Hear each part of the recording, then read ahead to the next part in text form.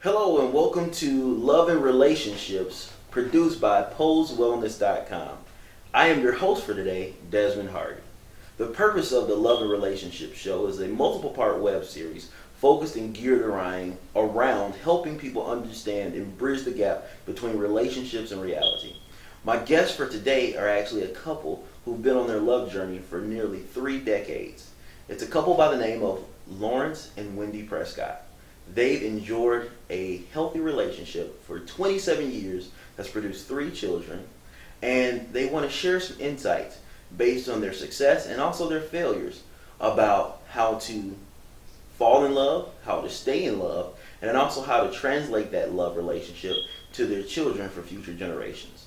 The purpose of this show today is to talk about ways in which families can build a healthy unit structure, ways in which love can be built in a lasting fashion, ways to overcome and deal with conflict, and then also ways in which you can break from the generational cycle of dysfunction.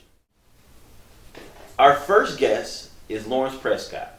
Lawrence, glad to have you on the show. Good to be here.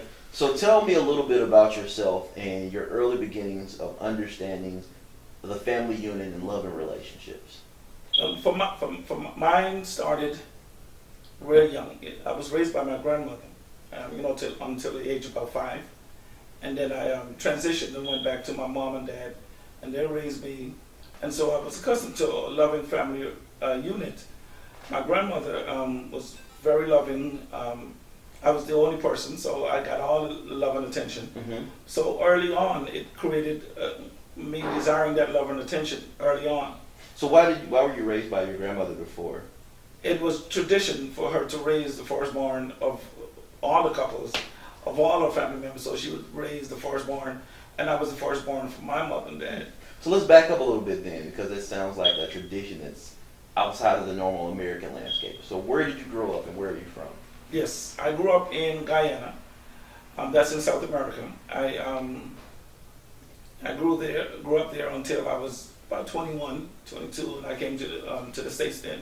Okay. But it really did give me a good solid foundation on love and relationship, and it started then. It started when I was 5, when I could start remembering. It definitely started before, but when I could first remember, it was around 5. Okay.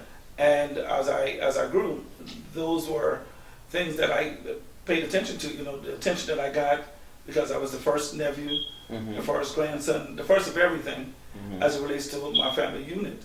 And so the love and attention that came with it was life lasting. Okay. So what was the relationship like between your parents?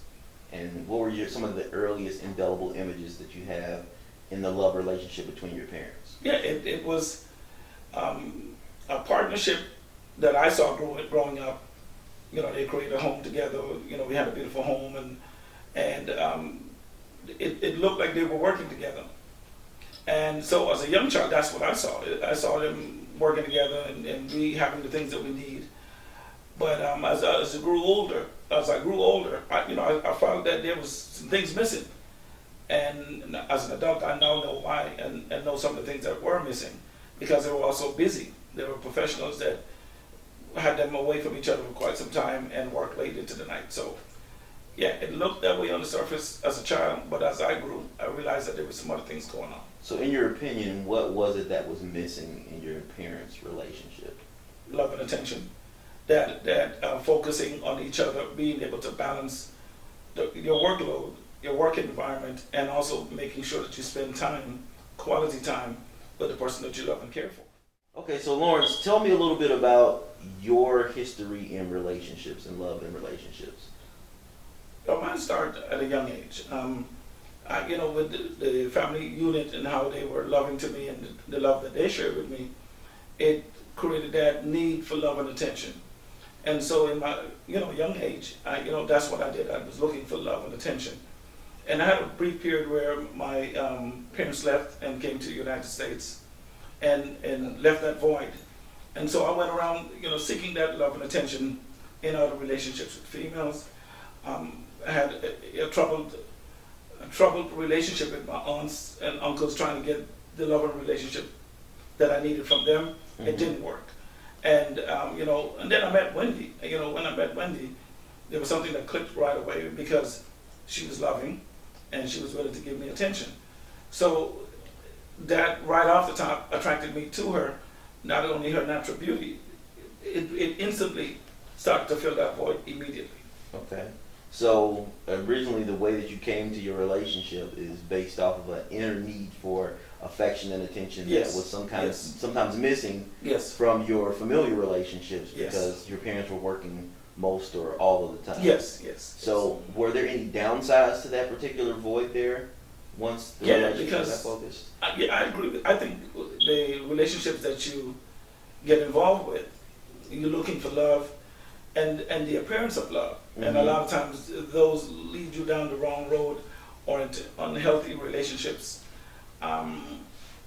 In doing that, you really do lose focus.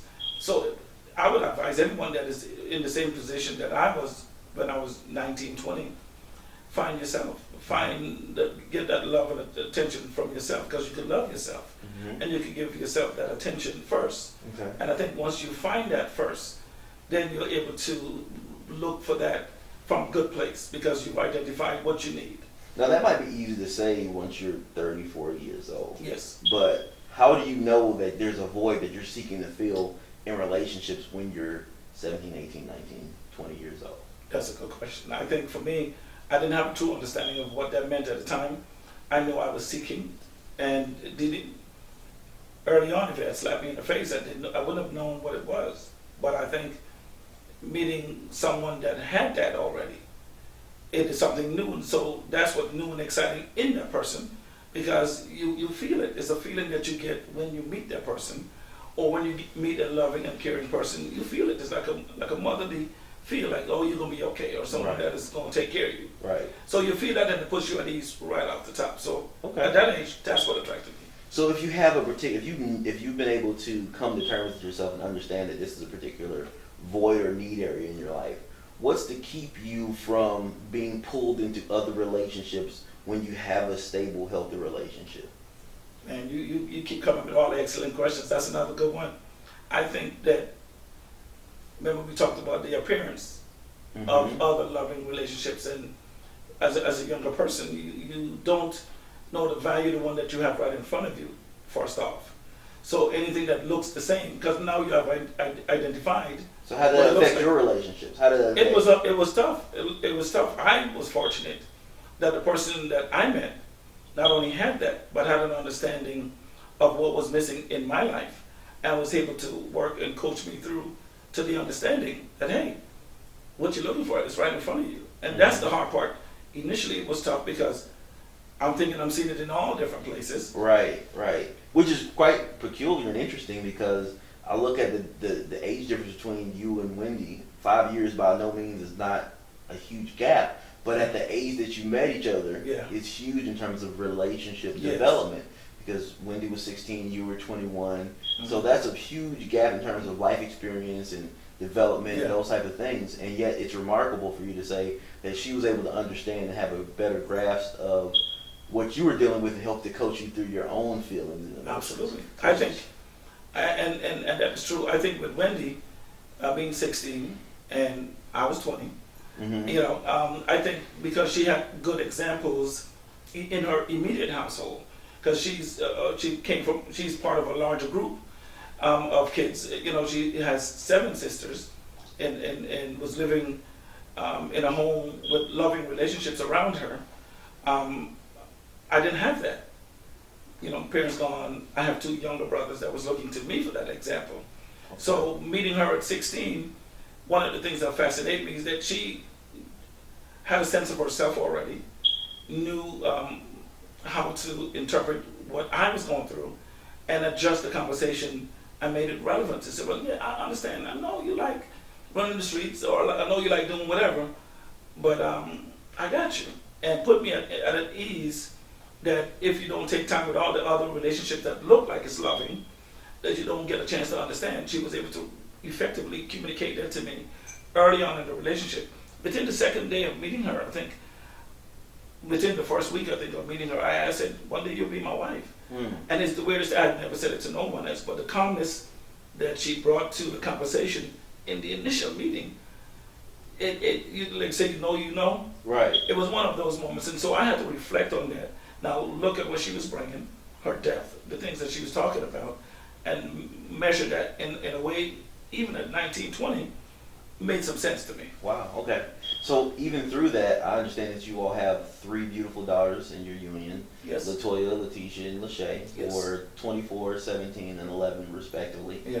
And you've been blessed and fortunate to have 3 girls. So Yes. coming from somebody who was a self-confessed player at one particular time, Yeah. what is that like now, having young daughters who are engaged in the dating and courtship lifestyle or stage of their life when Yes. it comes to Yes. pursuing and then also vetting out potential suitors? Yeah. What's that process for you now as a husband and father, Yeah. and now being older and wiser? What are the things that you share with them to give them better judgment than you did? I think is what I went through, and meeting her mom, meeting their mother at a young age, I think helped me to understand what they're going through at the dating age, 16, 17, 18. It really made me reflect on how I was and what they should look for. So I remember early on in our relationship, as the kids were getting older, one of the things my wife is saying, they get into that age, and so you have to have that conversation with them. And the conversation wasn't about sex. It wasn't about that type of stuff. It was more or less men and your interaction with men and how to deal with that and what to look for in a man. So mom was keen on that part of it because she knew that how I was as a young man, Mm-hmm. and some of the things that she had to go through in my learning curve, and try to coach me or keep me on task. Like, well, okay, they get into that age, Lawrence. You got to zero in and have that kind of conversation. And they were open and really receptive to what I had to say, because we told the stories. We were very open with our communication with them and how we were and how I was. Excellent. And so when it's time for the conversation, they were open and receptive. Okay. So what kind of things do you show them in your relationship with them individually that they can take and say, these are the things that a man who loves me Yeah. displays? Yes. Well, one of the things that I shared with them is love don't hurt. If someone truly loves you, there shouldn't be any pain in that process, in that loving process. And respect yourself. Know Was that your physically, value. verbally? Both, a combination of both. Okay. Because in our experiences, looking at my dad and my mom, and Wendy looking at her parents as well, we've seen where it went physical. And because we both came from that type of background, we're hypersensitive to that. So that conversation was definitely relevant. And we made sure that we included that in our dialogue. What about in terms of your individual interaction with your daughters? How did you show them rather than tell them what love is from a man? Yeah, I had a period when I got upset, and it was two emotions fighting at the same time.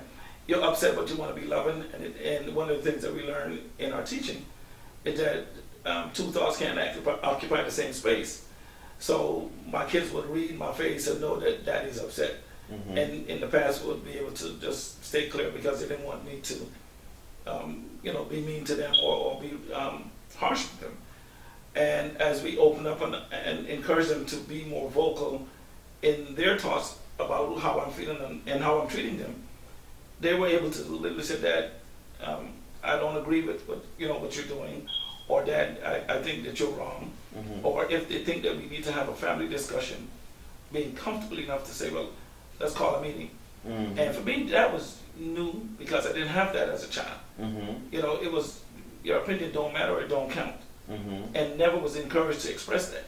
Mm-hmm. So to be old school and then have a new age type of way of raising your kids, it was a battle for me with my eldest. I got a little bit better with my 17-year-old, and I'm definitely better with the 11-year-old. So I've grown as a dad and as a parent. So it's a graduated experience. Yes, sir. Yes, sir. But the kids played an integral part in that. Right. Because they allow me to face those questions like that. You're wrong, or Mm-hmm. or you wasn't right how you said it to mom, or So mom was wrong. So they hold you accountable Yes. for your marriage relationship. They right? did. They did. You have a captive audience. They really, really did. I remember them being disappointed with decisions that I've made, Mm-hmm. and they had conversations with me how it's affecting them. Mm-hmm.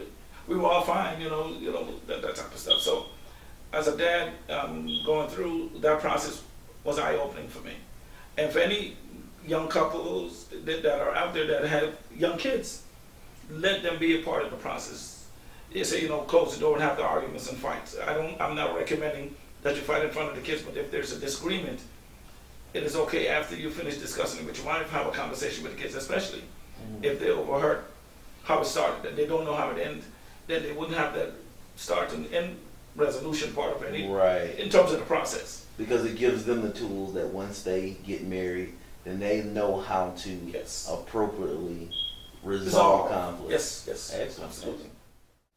Okay, and now we are joined by Lawrence's beautiful wife, Wendy. Wendy, thank you for having us on the show. Thank you. Now tell me a little bit about your relationship. How long have you all been together? We've been together 27 years. Wow. So how long have you all been married? 21 years. Wow. So tell me about some of the transitions between the stages of life, because I understand that earlier Lawrence had alluded to the fact that you all were still, kids for the most part when you got together. So help me understand, because many times people don't make these types of commitments because they know they're kids and they know their thoughts and feelings are going to change. So what differentiates you as a couple to continue to maintain the commitment even as you change individually, as individuals, as people? I believe the foundation of our relationship is love. Love of self, which is most important, and love of each other. Mm-hmm. So I think that's the foundation. That's where we started, and we uphold that for the 27 years we've been together. Wow. Which is interesting, because you hear sometimes when people get a divorce or separate, oftentimes one of the most commonly cited reasons is, we became different people or we changed. So how is it that you were able to evolve as people, as a woman and as a man, and also still maintaining your commitment toward one another? Well, we grow individually, and we grew as a couple. And in every relationship, you have to keep that individuality, but you also have to, grow together, going in the same direction. Okay. Because when you do that, then you have a purpose. Mm-hmm. And that's what we hold up. We held on to that for the time that we've been together. We always encourage each other to grow, stay on path, live our dream, what we want to do in our lives, and we also support each other with each other's dreams as well. So I hear the foundation was a mutual foundation of love and support, where you're each other's cheerleaders, so to speak. Yes, that's correct. Awesome, outstanding. So how do you incorporate that now that you all have children? How do you incorporate that same foundation for love and support now that you have children and as you raise and being parents now? Well, we encourage the same thing. We encourage them to be themselves, Mm-hmm. to know who they are, Mm-hmm. what their desires are, and also to find people in their lives that's going to enhance that, their goals and dreams, as well as they're enhancing, the person in their life, their goals and dreams as well. In other words, going the same direction. If you meet someone and that person has different objectives and is not in line with what you want to do for your life, then that might not be the person, that you're planning a future with. Okay. I've heard it said before by a famous person who says, I don't love my children equally, but I love them each adequately. So what does that mean in terms of loving your children, understanding that they have different temperaments and characteristics and strengths and weaknesses? How do you learn how to love your kids uniquely for who they are? We can tell you that they're all unique. Mm-hmm. we fed them the same thing, but they're all different, but they're all beautiful. So how do you learn all to speak to the uniqueness in each child and speak to their individual love language? Because we believe that everyone came here on this earth plane to live a purpose, to be an addition to this world. Mm-hmm. So however that shows up, we have to enhance that process. So whatever it is that they're showing that, showing this is their dream, this is their passion, this is what they want to do, then all we do is encourage that and let them, fulfill that desire. Okay. We don't try to change them to be the other one. We don't encourage Tisha to be Latoya or Shay to be Letitia. We just let them be. Okay. And we support that process. Right. So rather than looking at them like they're a clean slate for you to imprint your own individual desires and direction for them, you allow them to formulate their own, and you Yes. support them once they figure out what they want to do. That's correct. Okay. That's correct. That's excellent. So I remember earlier I was speaking with Lawrence and talking about the process of growing from being a young man in relationships and now having daughters and being able to teach them what love is from a man. What is that process like for you as a mother who you can directly acquaint your love relationship, your life love relationship from such a young age to be able to translate to them as they're in the dating and courtship stages of their lives? We had a conversation with Letitia a couple of days ago, and one of the things she said to us was, I always wonder what it's going to be like when you guys not around. And my response to her was, that whatever we are giving to you right now is what you will have when we're not around. So what we do is incorporate them in everything that we do, whether it's going to dinners, going to the movies, whether we have family get together, if it's just a conversation, watching a movie, we just have them there with us, so they can enjoy all those experiences with us, so they can not only see it, but they can feel it, they have that experience, so that, they can have that experience for their relationships. Right. Well, oftentimes I've heard, and everybody can point to examples of people who got married at a young age like you all did, and far more often than not, the result ended disastrously. So how can you impart upon your daughters how it is that you find the right person or decide who the right suitor is to basically discriminate between the people who are coming after them? What are the issues, what are the characteristics or qualities of judgment that you expound upon them to help them to make wise decisions when it comes to dating and relationships? Great question. We also believe in the law of attraction. So whatever you have inside of you is what you're going to attract. And that's the lesson that, we share with them, that they have to know that whatever it is that they're attracting in their lives is something that's going on within them, So they got to make sure that if they want all this goodness in their life and they want this person in their life to treat them a certain way, that means they should be treating themselves that way. So that's one of the lessons that we share with them. Okay. Now, I do understand that you all are both from Guyana, so it's a different culture and in and of itself from what we have here in America. So how, in your opinion, do you think the cultures are different as it pertains to love and marriage and relationships in Guyana as opposed to it is here? That's a great question. Lawrence, you want to get that one? I think, say the. How are love and relationships viewed and treated differently in Guyana as opposed to America? I think it is viewed, I wouldn't say different, because we do have relationships that fizzle out or doesn't last or divorce. The same things that are here in America is the same things that happen there. I think I could only speak from the experiences that we've had. We saw the negative. We saw what was poor. It is the individual that makes a conscious decision that not to have that in their lives or not to have that experience. So even it don't matter if you're Haitian or you from Thai or China or from America. I think it is the lessons that the individuals learn that decides how it's going to turn out for them. So whether I was in Guyana or here, I think the lessons that I learned in Guyana was my foundation.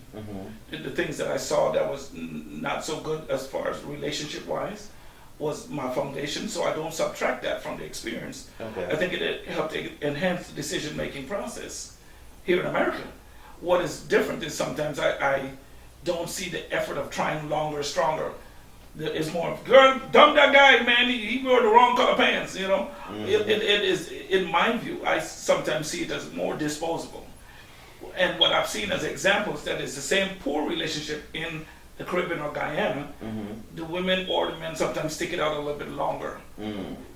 If it's they have a vested interest in the reason why they're sticking it out, or they just love each other. But so it seems like here in America, people are more willing to quit.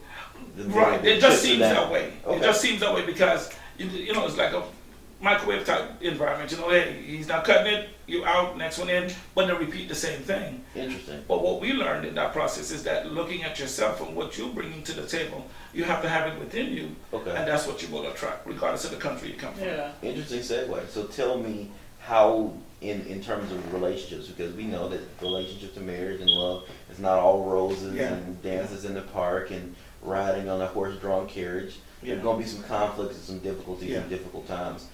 How do you handle and manage and weather those difficult times as a couple without looking unfavorably upon your spouse? How do you handle those difficult times? I think it goes back to the foundation of love and communication, respect and honesty, and the commitment to the relationship. Someone told me, you know, your friend is going to always tell you what's best for you. So if you're in a relationship that's your best friend, they should be able to understand, well, I'm only telling this to you for your best, you know. So how did your relationship evolve in terms of conflict? How did you learn how to engage in healthy conflict from the beginning of your relationship to now? Well, it wasn't always healthy conversations, but we realized that once we couldn't handle it, we knew that, and you know, we knew that we can seek a counselor and just have conversation. And you know, because a lot of times Lawrence would always say, you can't use the same information, you know, that is getting you to this result where you're arguing to resolve it, you know. So then you look outside and you go to counseling, or you get help from some professionals that can guide you in a different direction for a better results. What were some of the things that you all learned from seeking help, such as counseling and other professional help? And that's what I was going to say, because for me, I was of the mindset that everybody else can come and tell me about my marriage. I'm the one that's in it. But in going to counseling, and I promise you, I wasn't the one that signed up for it. but I'm glad that my wife did, because what it did for me, it was life changing. What it did, it gave me the tools on how to communicate effectively. I remember in Toastmasters they call you an effective communicator, and you would learn some of those tools, but we don't translate it in our daily lives. But one of the things that was profound in going to counseling was communicating effectively and knowing when to communicate and how to communicate. I learned that, and I think it made a difference, because I didn't know that as parents you have to communicate at a certain level as parents, as lovers, as individuals, adults, a child. I didn't know.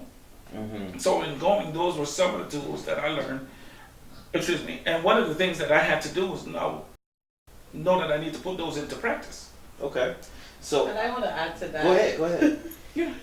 I just want, and one of the other valuable thing that we learned from counseling was, you know, the various types of relationships. You know, we learn about different type of marriages where you can have like a dance, you know, where each individual can really enjoy their individuality and come together and be a couple.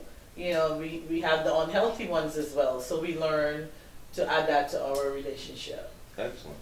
So tell me about how you can actually translate the things that you learn in your relationship to teach your children so that they can be better prepared for relationships of their own as they grow older.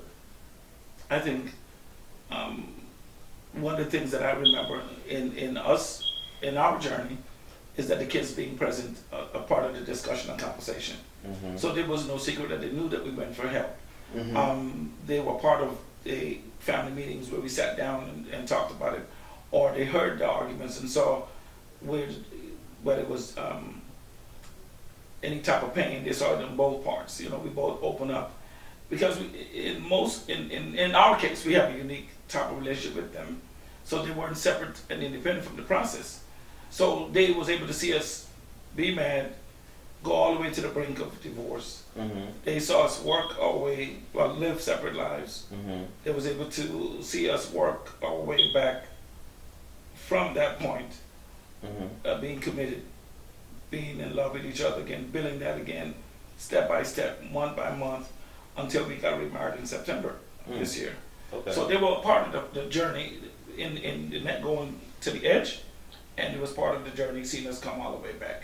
And one of the most reassuring things that helped me is that I could see them being proud of me trying to be a better parent or to be a loving husband and a caring dad. Mm-hmm. They were encouraging me along the way, so I got help from them as well. Interesting. So tell me, because you just alluded to the fact that you all had separated at one particular time and were Yes. at the brink of divorce. What was it, because you're all the same people still, Yes. because you're still together, what was it that you didn't see then that led you to make that decision then that has altered your perspective now? And what builds the foundation for you all growing as a couple? Great question. I wanted to say, for me, I took my wife for granted. And in taking her for granted, I didn't respect the value that she was bringing to the relationship. Mm-hmm. And I lost focus on the foundation, communication.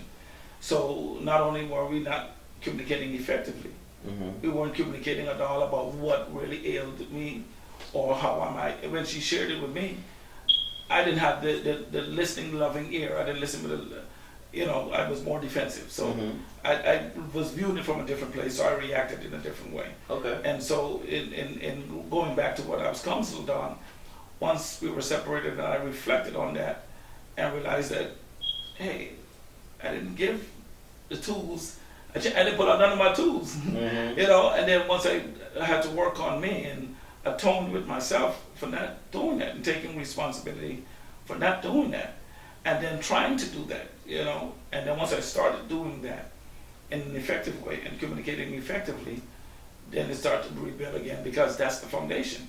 And once I went back to that, for me, that's what worked. So what was it for you? What it was for me is losing sight of who you are. Because you live in a world where,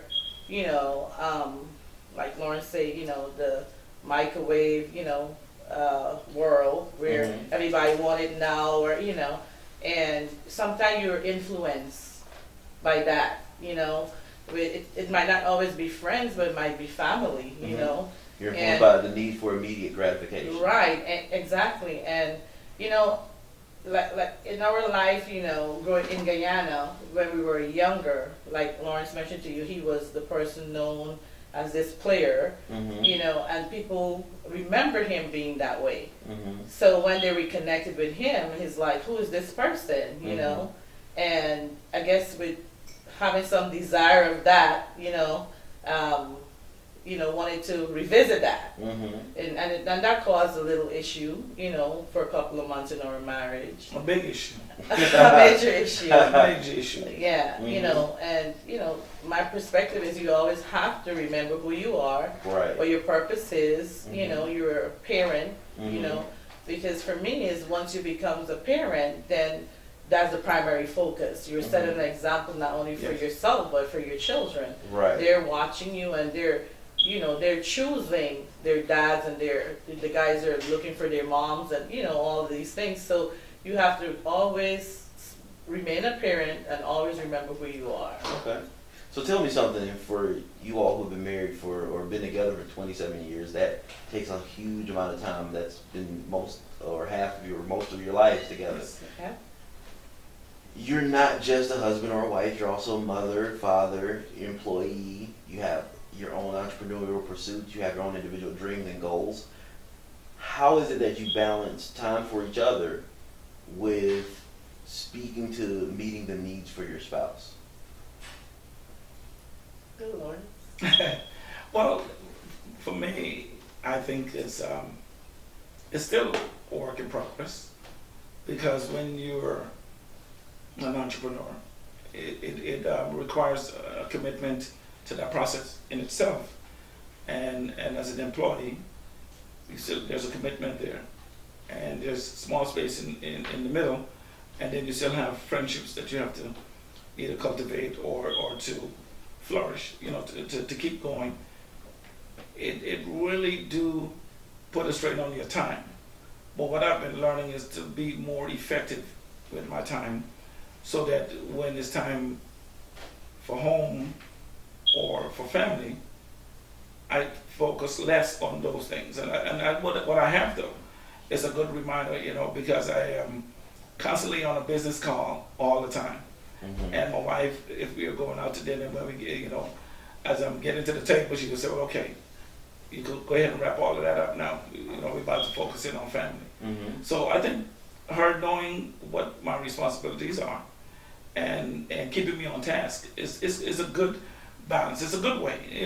I could be more effective in doing it, but it's still a good way, and we kind of help each other with that as well. Right.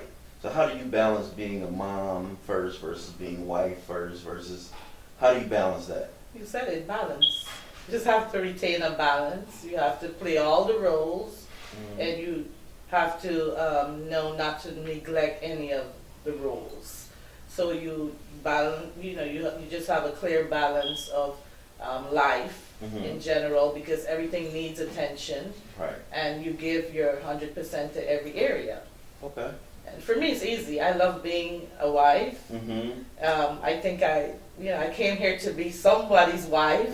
Fortunately, it's this guy. Right. So I enjoyed being a wife and a mom. Right. And a servant. Right. I from a young age I've been a caretaker. It's just my nature. I'm a family of 9, like Lawrence mentioned to you. I'm the second to last of 9 kids, 8 girls, 1 boy. So I saw my mom balancing a family, and a dad, taking care of the family, and I saw my older sisters and relationships and how they took care of their families and even helped to take care of us as the younger ones. So it was something that was instilled in me, and it's something that I'm very proud of and I enjoy. Excellent, outstanding. So let me ask you this one last part of the question before we move to the next segment. What one characteristic or quality do you wish that your children had, and why? Knowing who they are. That's one, and most important for me. Because once you know who you are, it doesn't matter what environment you're placed in, you'll know how to adapt without losing yourself. Outstanding. And you, Lawrence? As she was answering it, I was trying to think of one, but my kids, when I look at them, they really do have a lot of my characteristics. And so if I were to pick one of the ones that I would want for them is to know what they want to do at an early age and just do it.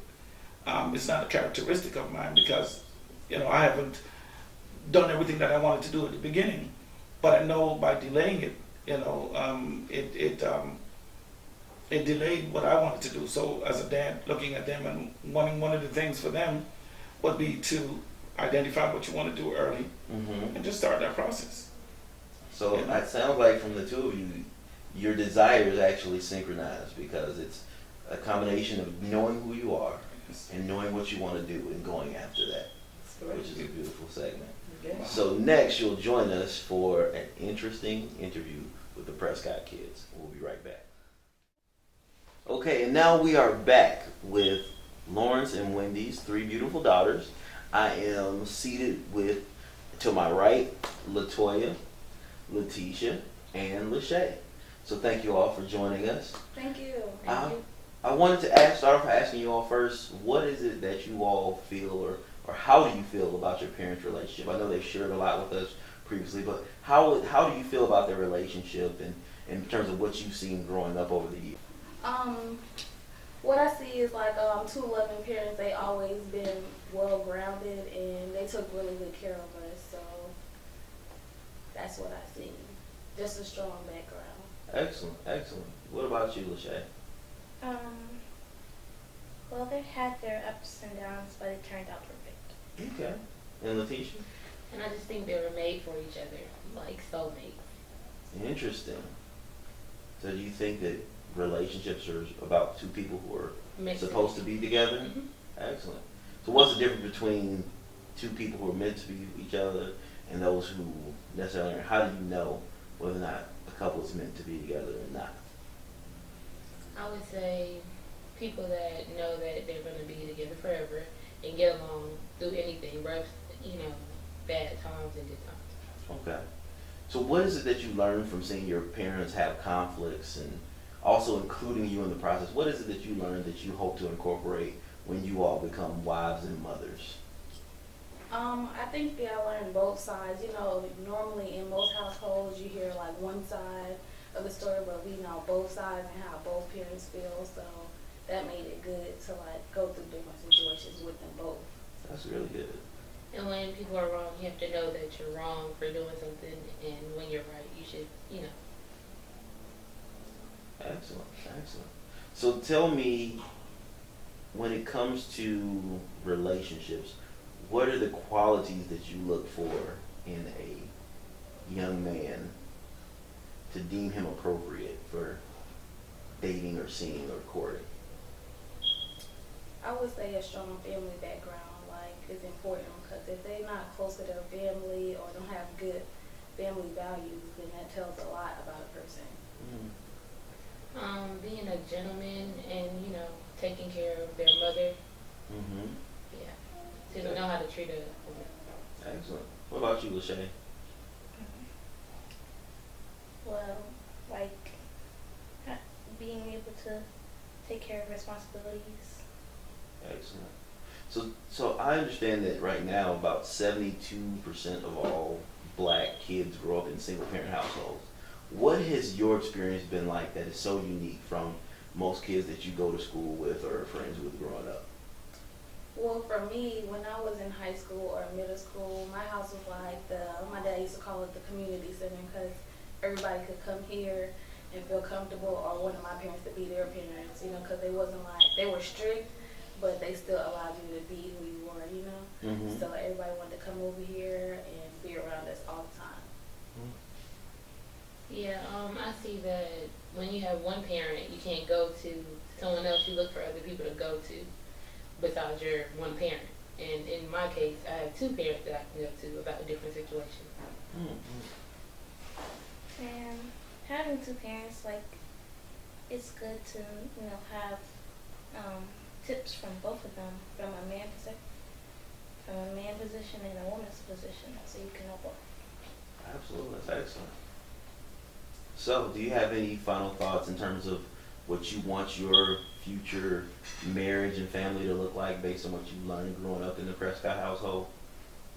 I can say I honestly want it to be similar to how I was raised because it wasn't like a bad experience, and I'm still growing with them, so I want it to turn out the same way because, I think Tisha was saying that they are able to fight through anything, and I think that's a real solid relationship when you can fight through anything. So. Yeah, and just someone that you could be with for the rest of your life, really settle down with, and there wouldn't be any other distractions within that marriage. Now, I'd like to ask you guys one final question. I understand that there's a period of time when your parents were separated and near divorce, and I wanted to find out from you all your individual perspectives on what that level of conflict was like for them and how that impacted you all. And how did it impact you to see them fight through it and end up getting back together? For me, in the beginning stages, I was more upset, and I want to say a little angry because I felt like they were better than that.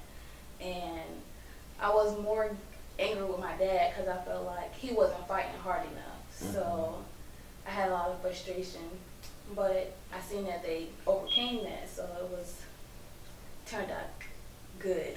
So how did it affect you to see them eventually work it out and get together?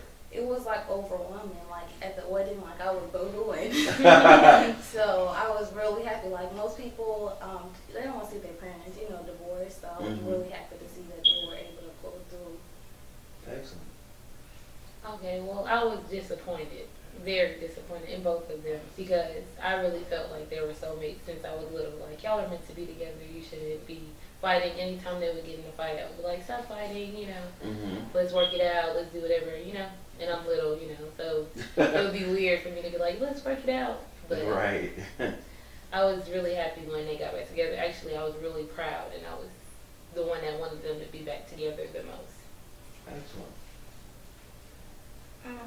For me, it was awkward to see my mom and dad like arguing, cause you know I wasn't like used to that. Mm-hmm. So when they got back together, it was just like ooh, like a relief. Awesome. Excellent. So what have you all learned about conflicts that you can take as you get older and have serious relationships? I guess really just when a situation happened, really like listen to the problem and try to understand everybody's point of view. Don't try to like handle it from the place that you are, because you don't really think things all the way through and you might not be making the right decision. So now I just reevaluate things and I think from both people's point of view before making a decision. And I feel like when something's going on or a conflict is going on, I feel like you should just talk through it and don't walk away from your problems. Excellent. And when a challenge is like happening, you have to listen to both of the stories with an open mind and understand what the person is saying, to understand where they're coming from and realize that you could get through it. Awesome. There you have it. Profound wisdom from the Prescott daughters. We'll be back with our final thoughts. And now we're joined back by the entire Prescott family. And I just wanted to get them all back again to underscore what the whole purpose of love and relationships is all about. Is to be transparent, and a portion of transparency includes vulnerability. Being able to share our weaknesses as well as our strengths so that we can give people permission to do the same in an encouraging and uplifting environment. I want to make sure before I give my final thoughts to leave some impressions, some lasting impressions with you about love and relationships from both Lawrence and Wendy. So I'll start off with Lawrence here. Leave us some final thoughts about what it means to endure, to capture, to maintain, and to have a love that lasts forever. First, as we talked about in the segment before, is learn about yourself. Learn about the things that undergird you, the values that you was instilled with as you were raised and the experiences that you've had over the years. And let that be what you bring let that be some of the things that you bring to the table as you focus on the journey that you want to have with that person.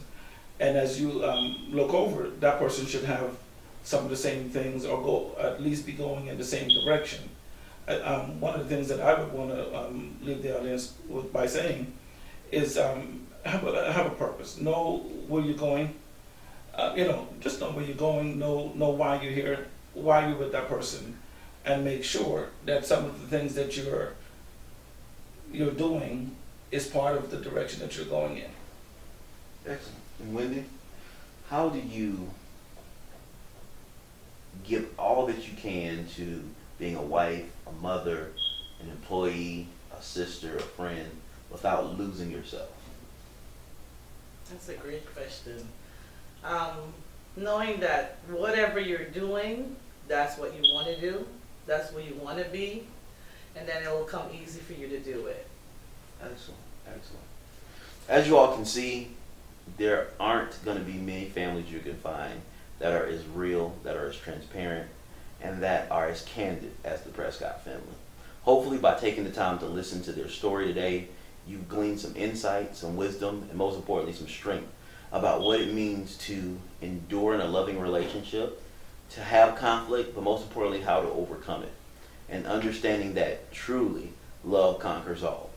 I hope you had the opportunity to be encouraged to know that there are examples out there for anybody, regardless of your position, whether you started or finished in the game of love in an unsuccessful fashion, to know that there's something out there for you and that you can create a lasting legacy that can exceed any of your wildest imaginations. Thank you, and we look forward to sharing with you at our next event.